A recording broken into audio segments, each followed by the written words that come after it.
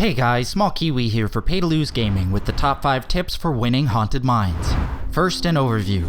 Haunted Mines is a 2-lane map with 2 siege camps at opposite ends of the jungle and a bruiser camp in the middle. There are 2 observation towers between the siege and bruiser camps.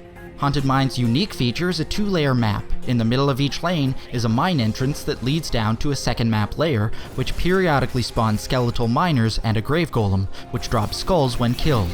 These skulls can be gathered by each team, and once all 100 are collected, each team will summon a grave golem that pushes down a lane. The more skulls collected, the stronger the golem. That's how it's played, now here's how to win. Our number 5 tip is laying an ambush for enemy heroes. Haunted Mines is unique in that it has 2 big choke points at the mine entrances. If you know which entrance the enemy is coming through, and that you can outnumber them, you can set a trap at the entrance by entering the mines early and laying in wait. Heroes will enter one at a time, giving your team the perfect chance to focus damage and crowd control and get some easy picks. You can avoid traps like this by entering the mine simultaneously with your team.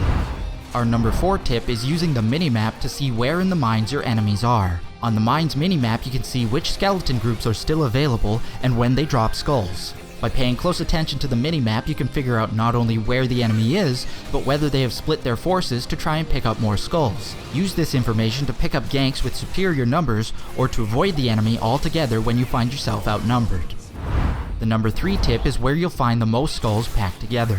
Many new players make the mistake of thinking that the grave golem will yield the most skulls quickly, but that's not the case. The golem has lots of health and he hits back. So if you want more skulls fast, head for the center of the mine where you'll find the 2 biggest skeleton groups right next to each other, and score a whole bunch of skulls in no time.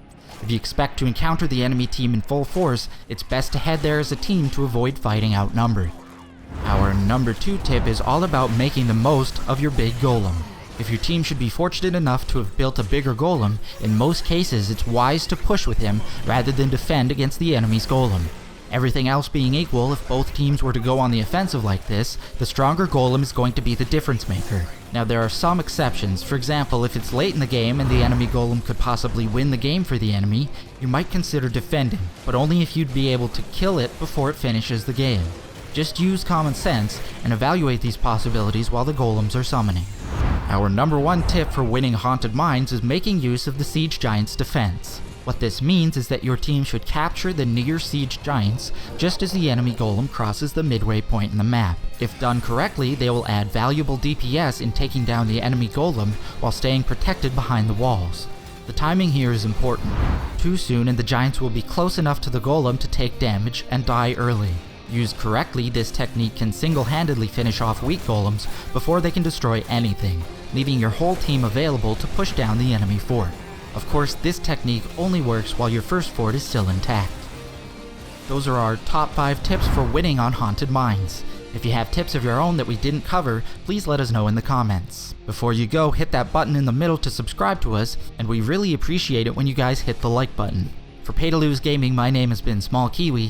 Thanks for watching, and we'll see you next time.